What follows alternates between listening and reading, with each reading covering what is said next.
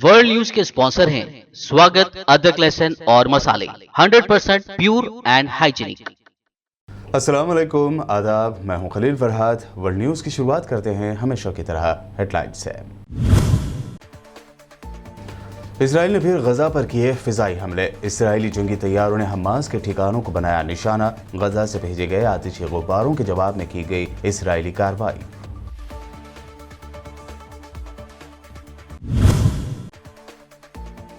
चीन की communist party के क़याम के 100 साल। चीन के सदर ने फॉरेन फोर्सेस को दी चीनी कौम के खिलाफ कार्रवाई करने पर धमकी। अमेरिका ने चीनी न्यूक्लियर वेपन्स की तेज रफ्तार तैयारी पर जाहिर की तशवीश। सऊदी अरब की हेल्थ मिनिस्ट्री ने जारी की मुल्क में कोरोना के नए स्ट्रेन को लेकर वार्निंग। कहा, कोरोना की तब्दील शुदा नई शक्ल 12 से 18 साल की उम्र वालों के लिए हो सकती है ज्यादा खतरनाक।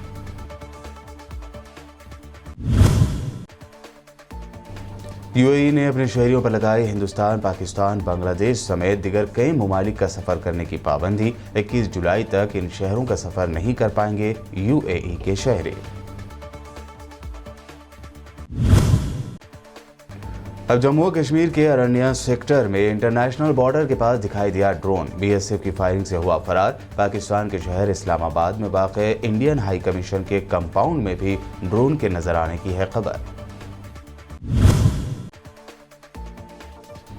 और राहुल गांधी ने किया तंजिया ट्वीट। कहा, जुलाई आ गया, वैक्सीन नहीं आई। बीजेपी लीडरों ने किए जवाबी हमले। कहा, गुरूर और लाइलमी के वायरस का कोई वैक्सीन नहीं, कांग्रेस अपनी क़यादत में करे तब्दीली।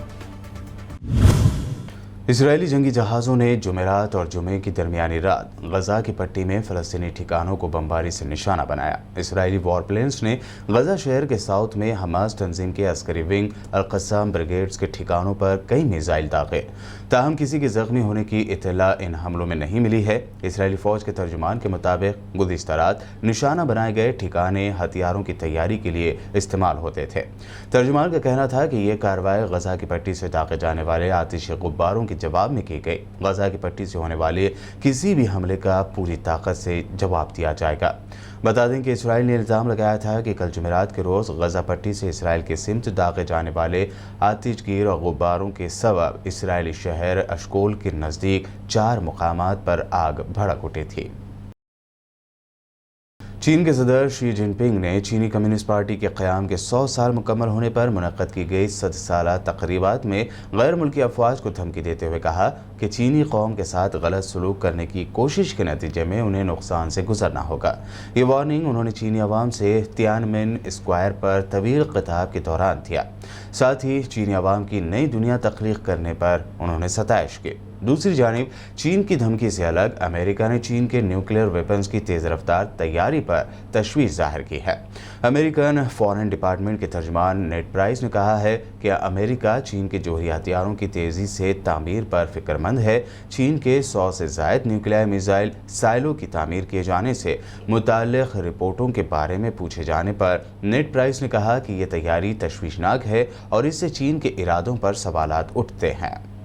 अफगानिस्तान में झड़पों में शिद्दत आने के साथ ही अमेरिका की सरकर्दगी में गैर मुल्की अफवाज एक के बाद एक अफगानिस्तान से निकल रही है।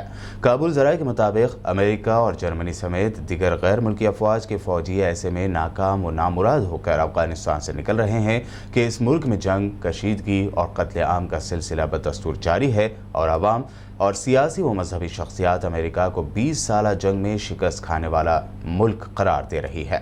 जर्मनी के फौजी भी कल जुमेरात को ही अफगानिस्तान से निकल गए, जबकि हरात में तैनात इटली की फौज भी इस हफ्ते अफगानिस्तान से निकल गई और अपने फौजी अड्डे अरीना को अफगान सिक्योरिटी फोर्सेस के हवाले किया। गुज़िश्ता 20 सालों में अफगानिस्तान में इटली के 53 फौजी हलाक हुए हैं।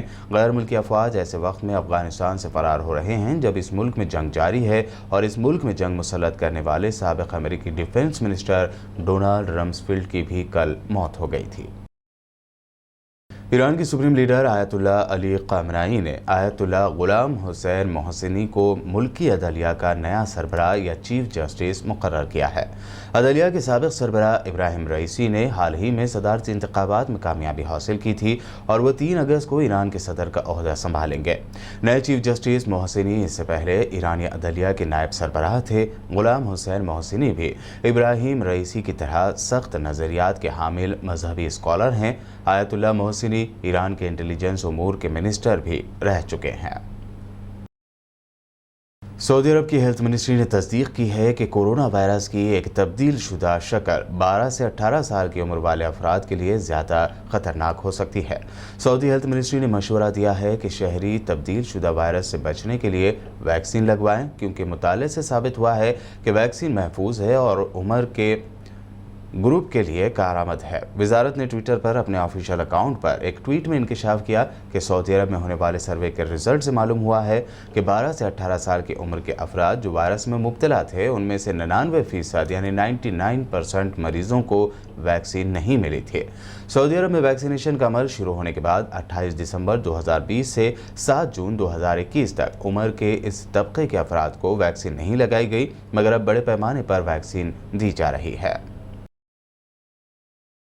बांग्लादेश में कोरोना वायरस के गैर मामूली फैलाव के बाद हुकूमत ने सख्त लॉकडाउन नाफिज कर दिया है। लॉकडाउन की सख्त पाबंदियों के नफाज को यकीनी बनाने के लिए पुलिस के साथ फौजी दस्ते भी गलियों और सड़कों पर पेट्रोलिंग करेंगे। बांग्लादेश के हेल्थ डिपार्टमेंट ने कोरोना की ताज़ा लहर को इंतहाई खतरनाक करार दिया है। इस ताज़ा लहर में डेल्टा वेरिएंट का फैलाव बताया गया है। इंडियन बॉर्डर के साथ लगे शहरों और देहातों में संगीन सूरत हाल बताई गई है। पुलिस के मुताबिक गैर ज़रूरी घरों से बाहर निकलने वाले अफराद को गिरफ्तारी के अलावा जुर्माने का भी सामना होगा। अमेरिका के फॉरेन डिपार्टमेंट ने तुर्की समेत 17 मुल्कों को इंसानी स्मगलिंग की रोकथाम के लिए इक़दाम करने में बुरी तरह नाकाम होने वाली कंट्रीज़ की लिस्ट में शामिल कर लिया है। American foreign minister Antony Blinken ने इंसानी स्मगलिंग पर मुरतब करता सालाना रिपोर्ट महकमा ख़ारजा में मुनक़दा ख़ुसूसी तक़रीब के दौरान जारी की। इस मौके पर एंटोनी ब्लिंकन का कहना था कि इंसानी स्मगलिंग यानी ह्यूमन ट्रैफिकिंग आलमी बहरान की सूरत इख्तियार कर गई है, जो इंतहाई अज़ियतनाक मामला है। उनके मुताबिक ये एक ऐसा जुर्म है जो इंसानी हुकूक़ और इंसानी बेहुरमती के दायरे में आता है। ब्लिंकन ने कहा कि लगभग 2 करोड़ 50 लाख अफराद इंसानी स्मगलिंग यानी ह्यूमन ट्रैफिकिंग के बहरान की जद में हैं, जिनमें बच्चे भी शामिल हैं। यूएई के बाद अब कुवैत भी स्पेस में सैटेलाइट भेजने की दौड़ में शामिल हो गया है। कुवैत ने अपना पहला मसनवी सैयारा लॉन्च किया है, जो 1 किलोग्राम नैनो सैटेलाइट है। कुवैत में वाक़े ऑर्बिटल स्पेस कंपनी के बानी और सीईओ बसाम अल-फैली ने कुवैत न्यूज़ एजेंसी के UNA को ये इत्तला दी है। उन्होंने कहा कि कुवैत का पहला नैनो सैटेलाइट कमरुल कुवैत को फाल्कन 9 लॉन्चिंग व्हीकल के ज़रिए स्पेस में रवाना किया गया। उड़न कार, जिसे एयर कार भी कहा जाता है, बहुत जल्द सड़कों पर दौड़ती रिवायती कारों की जगह लेने वाली है। स्लोवाकिया में एयर कार का पहला बाकायदा सक्सेसफुल टेस्ट किया गया और पहली बाज़ाब्ता मॉडल कार की आजमाइशी परवाज़ भी की गई है। इस कार ने 35 मिनट फ़िज़ा में उड़ान भरी। ज़राए के मुताबिक एयर कार, जिसे एक कार और हवाई जहाज़ के तौर पर बयान किया गया, नाइट्रा इंटरनेशनल एयरपोर्ट से ब्रिटिस्लावा हवाई अड्डे के लिए रवाना हुए। क्लीन विज़न तैयार करने वाली कंपनी के मुताबिक उड़न कार ने अपनी 142वीं कामयाब लैंडिंग मुकम्मल की और ये उड़ान कारों के मैदान में होने वाली तरक्की के लिए संग मील की हैसियत रखती है। एक बटन पर क्लिक करने से कार 3 मिनट से भी कम वक्त में स्पोर्ट्स कार में तब्दील हो जाती है। ये कार इसके इन्वेंटर स्टीफन क्लाइन ही ने पहली बार खुद उड़ाई। वर्ल्ड न्यूज़ में वक्त हुआ है एक शॉर्ट ब्रेक का। ब्रेक के बाद जल्द लौटेंगे और देखेंगे अहम नेशनल न्यूज़।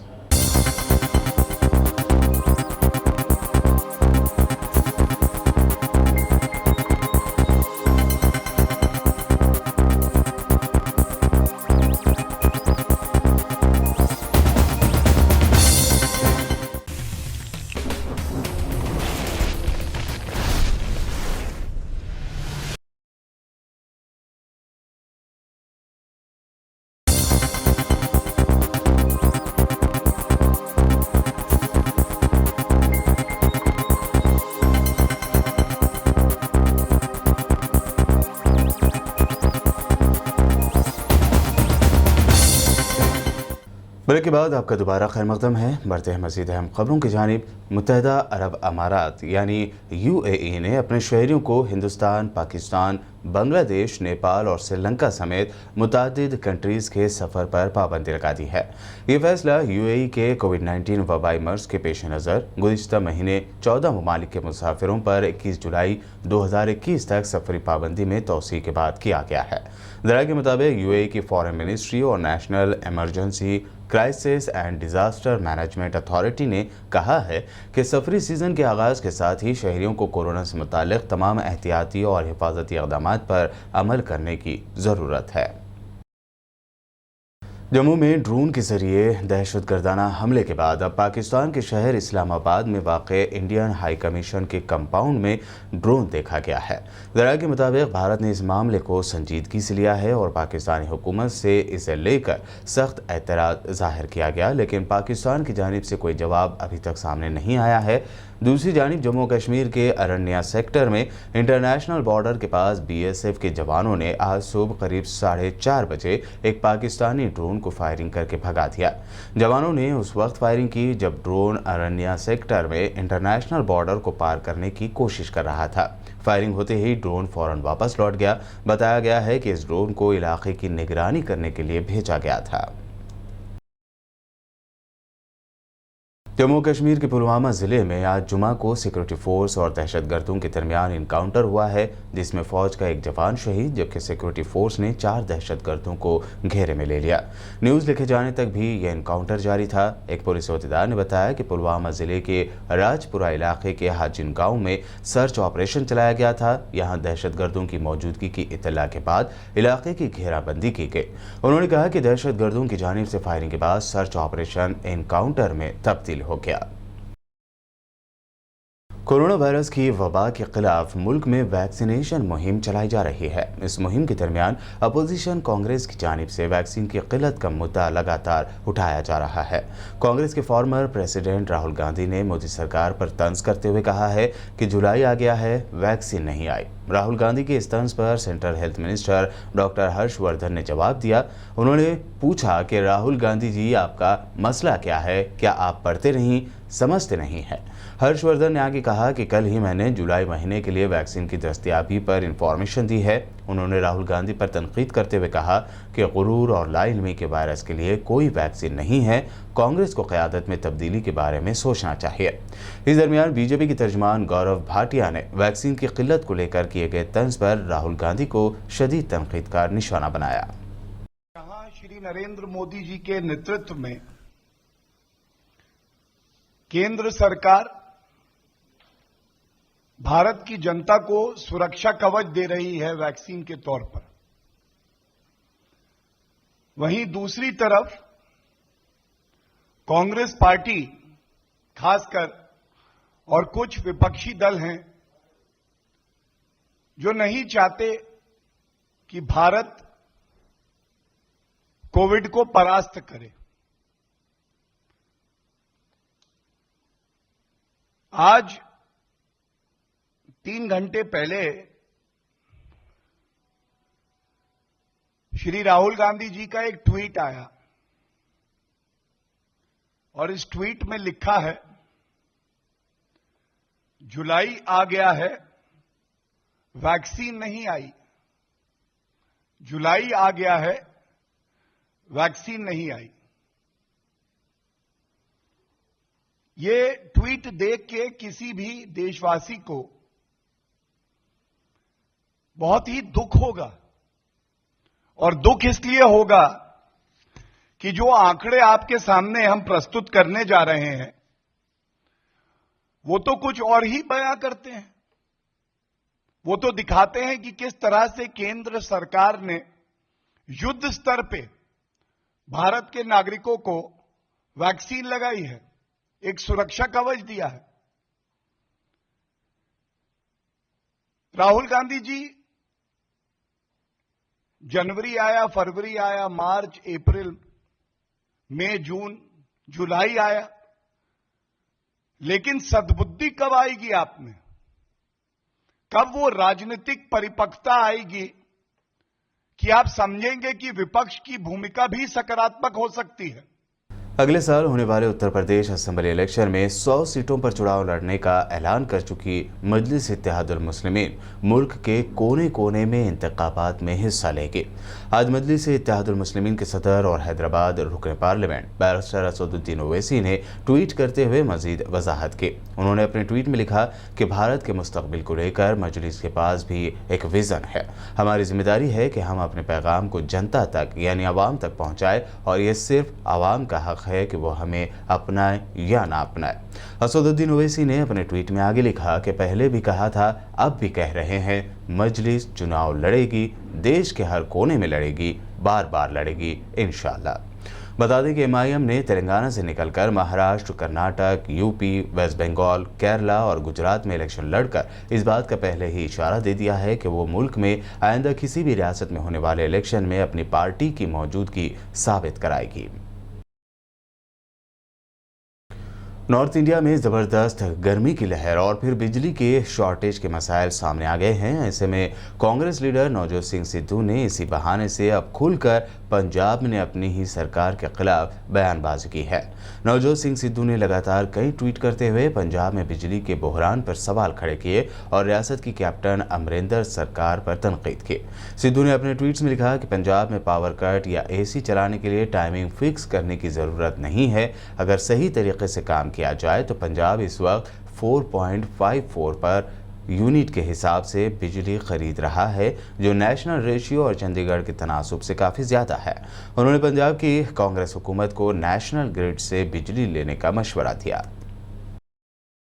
भारत के घरेलू बाजार में आज जुमा को सोने चांदी की कीमतों में तब्दीली दर्ज की गई। 2 जुलाई को सोने की कीमत में मामूली इजाफा देखा गया, वहीं चांदी की कीमतों में कमी दर्ज की गई। Indian Boolean and jewellers association की जानिब से जारी कीमतों के मुताबिक 999 प्योरिटी वाले 24 कैरेट सोने की कीमत में 138 रुपये इजाफा हुआ है। दूसरी जानिब 999 प्योरिटी वाले चांदी की कीमत 440 रुपये गिर गई है। ऑयल मार्केटिंग कंपनियों ने जुमा के रोज़ 2 दिन के वक्फे के बाद एक बार फिर पेट्रोल की कीमतों में 40 पैसे का इजाफा किया है, जिसकी वजह से पहली बार मुंबई में उसकी कीमत 105 रुपये, चेन्नई में 100 और दिल्ली व कोलकाता में 99 रुपये फी लीटर पार कर गई है। वहीं हैदराबाद में आज पेट्रोल की कीमत 103 रुपये 5 पैसे जबकि डीजल की कीमत 97 रुपये 20 पैसे दर्ज की गई। डीजल मुसलसल तीसरे रोज़ भी पुरानी कीमतों में बरकरार रहा। पेट्रोल और डीजल की कीमतों में इजाफे का मौजूदा सिलसिला 4 मई से शुरू हुआ था। मई और जून में पेट्रोल 8 रुपये 41 पैसे और डीजल 8 रुपये 45 पैसे महंगा हुआ था। कांग्रेस ने एलपीजी सिलेंडर की कीमत में इजाफे पर सख्त रद्दअमल का इजहार करते हुए कहा कि मोदी हुकूमत मुसलसल ऐसे फैसले कर रही है जिनसे लोगों की कमर टूट रही है और इसे अब गैर संजीदा इक़दाम करने के बजाय कीमतें कम करके आवाम को रिलीफ देना चाहिए। कांग्रेस की तर्जुमान सुप्रिया श्रीनेते ने कहा कि सिलेंडरों की कीमत कम करने के बजाय हुकूमत ने इसकी कीमत 25 रुपये बढ़ाकर जख्म पर नमक छिड़कने का काम किया है। उनका कहना है कि इस वक्त आवाम आलमी वबा से मसाइल का शिकार हैं और ऐसी सूरत हाल में एलपीजी की कीमत में इजाफा करना हुकूमत की गैर संजीदगी को जाहिर करता है।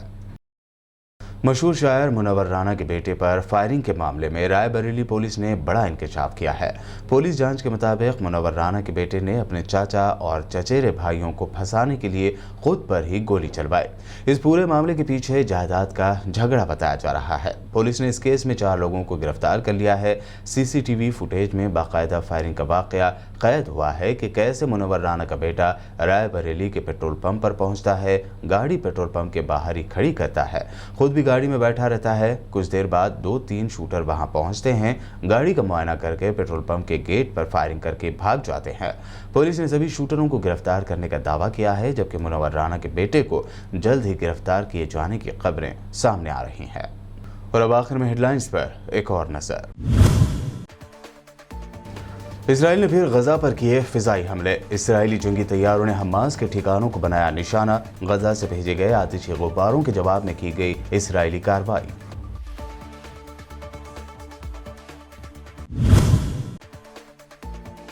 चीन की कम्युनिस्ट पार्टी के क़याम के 100 साल। चीन के सदर ने फॉरेन फोर्सेस को दी चीनी कौम के खिलाफ कार्रवाई करने पर धमकी। अमेरिका ने चीनी न्यूक्लियर वेपन्स की तेज रफ्तार तैयारी पर जाहिर की तशवीश। सऊदी अरब की हेल्थ मिनिस्ट्री ने जारी की मुल्क में कोरोना के नए स्ट्रेन को लेकर वार्निंग। कहा, कोरोना की तब्दील शुदा नई शक्ल 12 से 18 साल की उम्र वालों के लिए हो सकती है ज्यादा खतरनाक।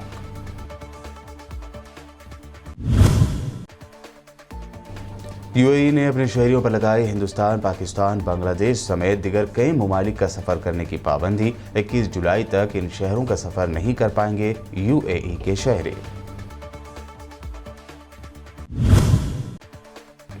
अब जम्मू कश्मीर के अरण्या सेक्टर में इंटरनेशनल बॉर्डर के पास दिखाई दिया ड्रोन। बीएसएफ की फायरिंग से हुआ फरार। पाकिस्तान के शहर इस्लामाबाद में वाक़े इंडियन हाई कमीशन के कंपाउंड में भी ड्रोन के नजर आने की है खबर। और राहुल गांधी ने किया तंजिया ट्वीट। कहा, जुलाई आ गया, वैक्सीन नहीं आई। बीजेपी लीडरों ने किए जवाबी हमले। कहा, गुरूर और लाइलमी के वायरस का कोई वैक्सीन नहीं, कांग्रेस अपनी क़यादत में करे तब्दीली। वर्ल्ड न्यूज़ में ये थी अब तक की अहम नेशनल और इंटरनेशनल न्यूज़। हमारे चैनल को सब्सक्राइब, लाइक और हमारे वीडियोस को शेयर ज़रूर करें। मज़ीद अपडेट्स के लिए देखते रहिए BBN चैनल।